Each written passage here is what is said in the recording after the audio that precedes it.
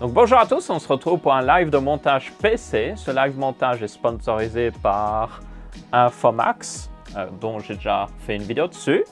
Et ils sont revenus vers moi pour faire une autre vidéo. Donc ça c'est plutôt intéressant parce que j'aime assez bien Infomax. Une bonne boutique, ils font des bons PC. Alors ce PC là, j'ai contribué à le faire. Donc j'ai contribué à la sélection des pièces.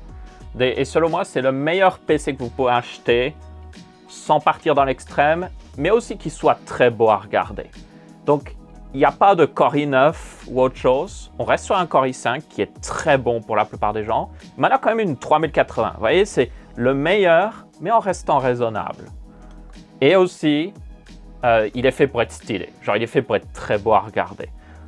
Donc, si vous voulez une config comme ça, montée par Infomax, parce qu'ils font du très bon montage, vous aurez un lien dans la description de la vidéo de résumé. Vous aurez aussi un lien dans le chat pour ceux qui sont sur Twitch. Et il y a aussi un code promo pour économiser 100 € qui s'appelle, du coup, le code promo EVOSAMA pour ceux intéressés. Nous avons une carte graphique de PNI. Ici, c'est une 3070 Ti parce que quand on a commencé à faire cette config-là, on était parti sur la 3070 Ti parce qu'il y avait des stocks à ce moment-là. Il y a moins de stocks de 3070 Ti, donc on est passé à une 3080. La 3080 est selon moi mieux. Surtout qu'elle a rebaissé de prix, donc elle est mieux. Nous avons 6 ventilateurs de chez Cooler Master. Ce sont des Masterfan MF 120 Halo. Halo, genre Halo. Alimentation. On en a une de MSI. L'avantage, c'est qu'elles ne sont pas trop chères. Elles restent raisonnables. Si je me souviens bien, il me semble que c'est Seasonic qui fabrique les alimentations d'MSI aussi. Ou c'est peut-être Corsair, techniquement. Dans tous les cas, c'est une alimentation raisonnable. Tant que ce n'est pas une gigabyte. Les gigabytes sont vraiment mauvaises pour information. Nous avons un Core i5, 12600K. Honnêtement, KF, meilleur processeur à l'heure actuelle. Niveau performance multicœur, il peut égaler un 5900X. Dans les jeux vidéo, il est très bon. Si vous voulez avoir cloqué, vous pouvez même atteindre le Core i9. Et il coûte moins de 300 €. C'est le meilleur processeur qui existe, selon moi. Ensuite, pour le refroidir, on a un Corsair H100X. Pas de RGB ou autre chose ici. Il est simple et efficace. Très bon refroidissement. Personnellement, c'est parmi mes préférés, ceux de chez Corsair. Carte mère. Nous avons la Pro Z690A DDR4. Il y en a plusieurs vers cette gamme de prix-là que j'ai déjà recommandé. Celle-là, c'est parmi celles que vous pouvez prendre sans problème. DDR4 parce que DDR5, c'est très cher. Et c'est encore très cher, même si ça a baissé de prix. Et honnêtement, ça ne sert à rien. DDR4 est très bon. Et ça, c'est une bonne carte mère aussi, qui permettra d'overclocker le processeur. Nous avons la RAM. Nous avons la Vengeance Pro SL de chez Corsair. RGB, évidemment, on veut tu en voilà. 3600 MHz. Parmi les meilleurs kits à 3600 MHz. Le SSD, ici, on va utiliser un WD Black de... Si j'arrive à focus. Hello Focus. Ford Focus, voilà. Nous avons un WD Black de 1 Tera, très bon SSD aussi. Bien évidemment, nous avons un boîtier. Je ne le mets pas sur la table tout de suite parce que, honnêtement, ça prend de la place. Je vais aller aussi... Il y a une petite variation. Ce sera un Lianli PC O11 dynamique. Mais là, j'ai la version Evo. Donc, il y a une petite différence, tenez-en compte. La version Evo est un petit peu plus récente, mais la version dynamique reste très bonne et elle coûte moins cher. Et vous avez c'est à peu près le même. Ok, on va commencer le montage du coup. Voilà la carte mère. Elle est belle, elle est jolie. En vrai, elle est sympa. Simple et efficace. On va installer processeur. On va installer SSD.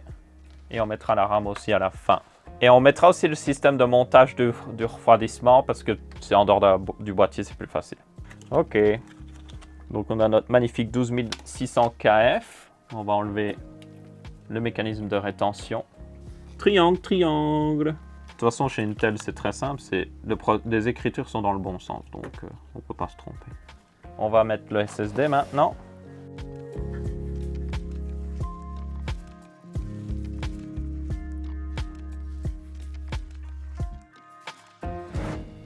Ok, SSD en place. Nous avons processeur en place. Maintenant, je propose de mettre le système de rétention. du refroidissement parce que c'est plus facile à faire quand c'est en dehors du boîtier. Et puis on mettra la RAM.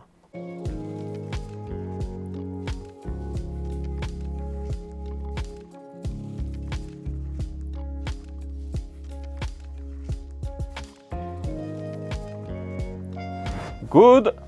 Passons à la RAM. Alors normalement, à part si MSI s'est amusé, normalement c'est bien ces deux slots. Hein.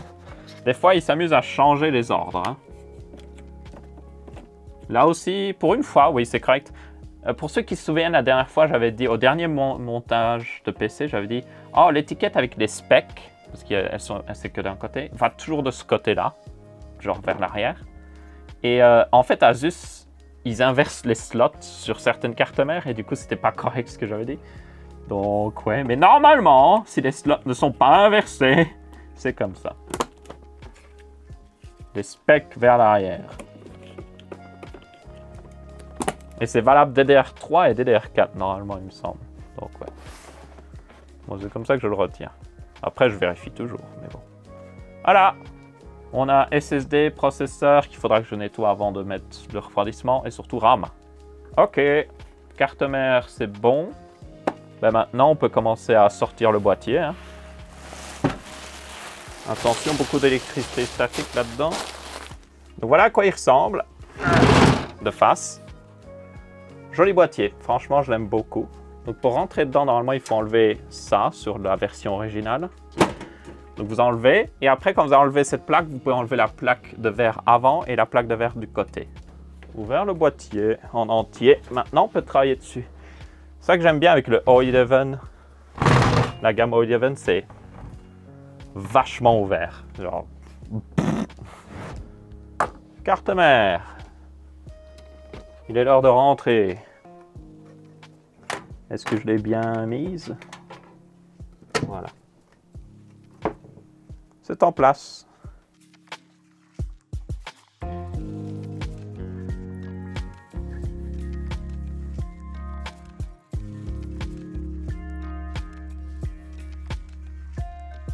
Carte mère en place. Il y a 9 emplacements ventilateurs. Enfin, techniquement, il y en a même 10 parce qu'il y a celui à l'arrière aussi. Donc, je suis en mode, qu'est-ce qu'on fait? On pourrait, en vrai, je propose l'idée suivante. On s'en fout de ceux sur le côté parce que c'est pas vraiment nécessaire. On en met 3 en bas, on en met 1 à l'arrière et on en met 2 sur le radiateur, les couleurs master. On en met 2 sur le radiateur. Comme ça, on a 3 entrées, 3 sorties et on n'a que les ventilateurs RGB qui rentrent bien. Passons justement au montage du radiateur et du waterblock CPU et on va tout mettre en place. Donc, à mon avis, on va le faire comme ceci. Yep, comme ceci. Donc, il sera par-dessus là. Vous pouvez imaginer. Et puis, radiateur peut-être plus vers l'avant. C'est plus beau si on le met par-dessus les pièces PC. Mais vers l'avant, il aurait peut-être un meilleur flux d'air et ce serait plus logique en vrai. Comme ça, ce serait plus logique parce que de toute façon, il y a un ventilateur là qui peut prendre l'air chaud. Donc comme ça, c'est le plus logique. Parce que quand vous avez 2 ventilateurs, vous en avez un là et un là, ils se battent un petit peu en réalité pour prendre le même flux d'air. Et en fait, ça réduit leur efficacité. Donc si je les éloigne, ils seront plus efficaces. Ce sera peut-être un peu moins esthétique par contre, mais bon. Je vais sacrifier l'esthétisme pour le côté pratique. Donc d'abord, on va fixer les ventilateurs sur le radiateur, en vrai, je suis en train de me dire.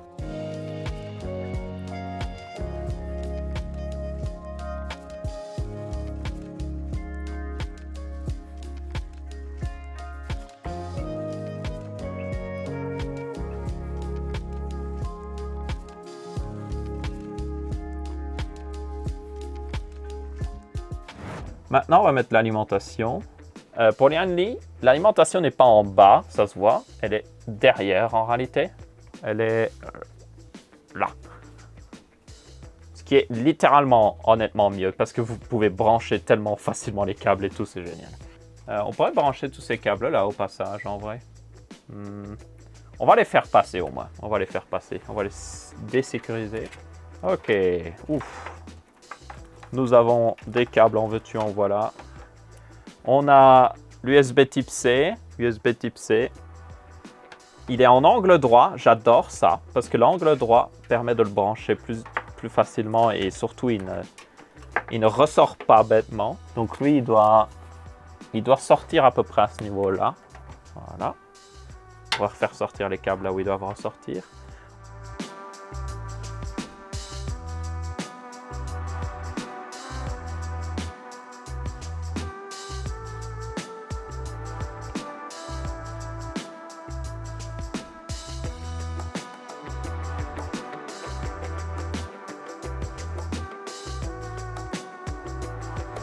Ok, on peut mettre l'alimentation si on veut.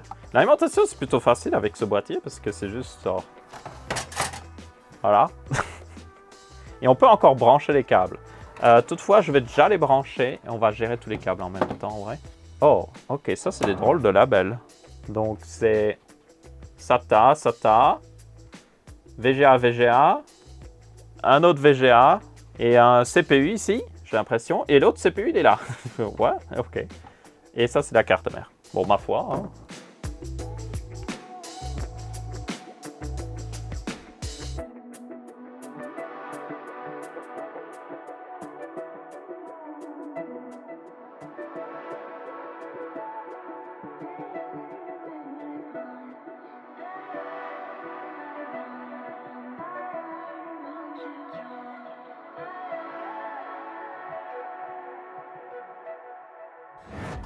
On va commencer à mettre les ventilos. Ventilo du bas, c'est plutôt simple. On a juste à enlever la plaque. Un ventilateur, 2 ventilateurs, 3 ventilateurs. Je rappelle que si cette config vous intéresse, mais que vous ne voulez pas la monter par vous-même, vous voulez que des professionnels s'en occupent, vous pouvez l'acheter sur Infomax Paris. Ils feront un montage professionnel, meilleur que moi, ça c'est sûr, de votre config. Et à mon avis, ils placeront mieux les ventilateurs. Alors ce truc-là se met comme ceci. Donc évidemment, on va le mettre dans l'autre sens pour pouvoir fixer les ventilateurs. Donc il faut les fixer par ici. Et là, c'est le côté où il y a les câbles. Les côtés où il y a les câbles, c'est ici. Donc il est comme ça. Et on doit fixer les ventilateurs évidemment de ce côté-là.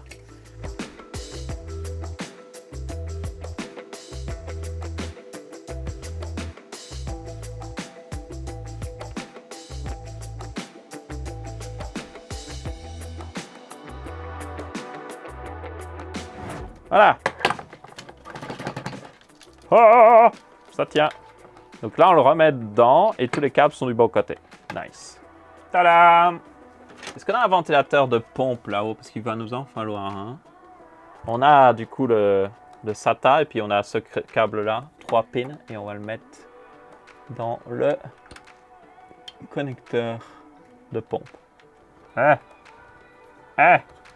Passe. Ouais, il faudra que je retire un peu sur le câble. Ok, ça c'est bon. On va brancher ça dès maintenant pour aller brancher le ventilateur derrière. Et on va installer le ventilateur à l'arrière aussi, le dernier. Et après, on aura à peu près fini. Il y aura juste le GPU à mettre. On va mettre celui-là à l'arrière. Câbles qui vont par là. Tac, yes. Il faut que je passe ces deux foutus câbles à l'avance. Voilà. Et puis après, le ventilateur, il nous faut les vis.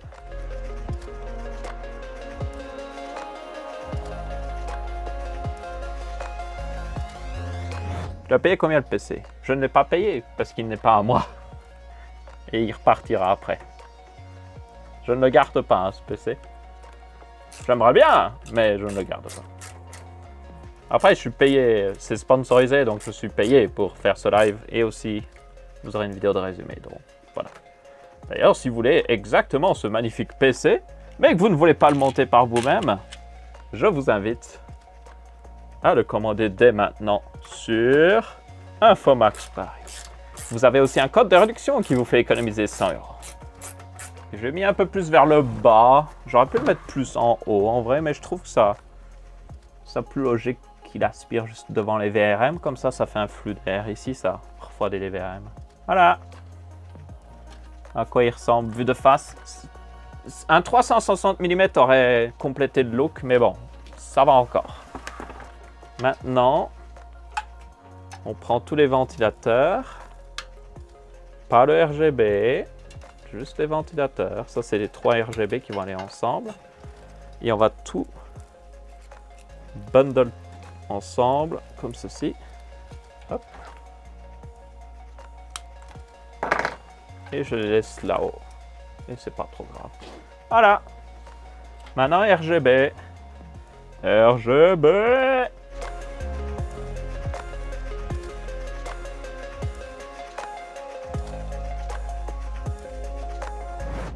Voilà. Donc ça, on branche dans le boîtier RGB que nous avons quelque part. Donc on a un petit connecteur d'alimentation que j'ai cliqué en place. On a l'USB qui vient d'ici. On va le brancher, voilà. Et ce petit boîtier, on va le mettre tout simplement genre là-haut comme ça. Oh, il est aimanté! Ah! Mais on va quand même le mettre juste au-dessus de l'alimentation. Comme ça, il gêne personne. Voilà. Pas le meilleur cable management. Mais c'est pas grave, parce que ça marche. Et ce qui est beau avec ce boîtier quand même, c'est que... On va pas le faire tout de suite, mais vous pouvez juste mettre la plaque là. Mettez cette plaque là. Et hop. Voilà, il n'y a plus rien. C'est caché. C'est le moment d'installer la carte graphique. Il n'y a plus rien d'autre à installer honnêtement. Sympa. Pas sûr pour la pointe de rouge là, mais quand le ventilateur tourne, je suppose que ça se voit beaucoup moins. Nous avons 2 connecteurs 8 pins, c'est ce qu'on a prévu, donc nickel. Et on a le design qui laisse passer l'air, donc ouais. Classique. Voilà ce que ça donne, c'est pas mal. Bon, on a tout fait, hein. Tout est branché. Remettons les plaques à l'arrière. Lançons-le une première fois.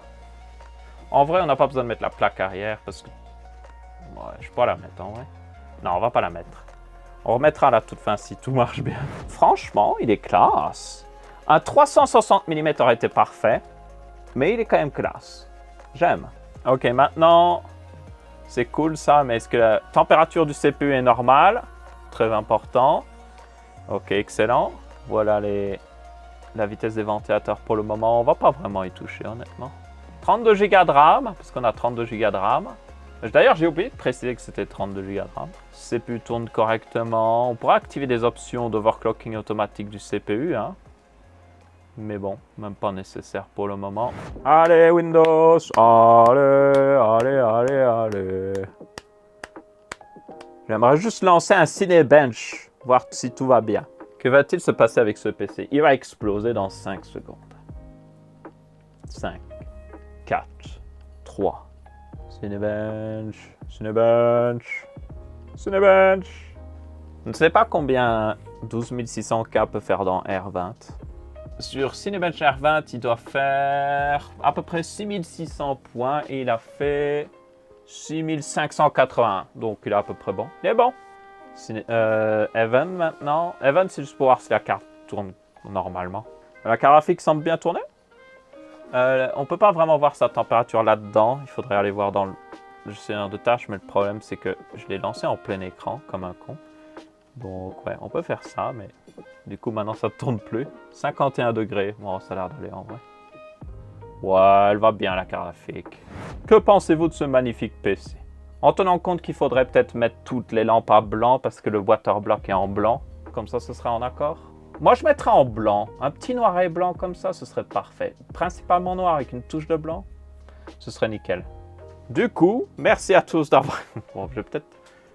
Attendez une minute. Du coup, merci à tous d'avoir regardé. J'espère que vous avez bien apprécié. Je rappelle que c'est sponsorisé par Infomax Paris. Vous aurez un lien dans la description vers cette config. Pas exact, en réalité, elle a un petit peu changé depuis. En tenant compte que vous pouvez un peu la personnaliser aussi. Donc, si vous le voulez, pour avoir le boîtier blanc, par exemple. Et du coup, vous aurez aussi un code de réduction qui s'appelle EvoSama, que vous pouvez utiliser pour économiser 100 €. Donc là, je conseille plutôt cette config pour quelqu'un qui ne voudrait pas faire le montage de lui-même, basiquement. En tenant compte que j'ai participé à la sélection des pièces avec Infomax sur la config, sur le site web et tout. Donc, c'est approuvé Sama. Du coup, merci à tous de regarder. J'espère que vous avez bien apprécié. N'hésitez pas à laisser votre avis, que ce soit en pouce bleu, pouce rouge, commentaire sur la vidéo. Et on se retrouvera pour un prochain live montage ou une prochaine vidéo de montage. Ciao, ciao!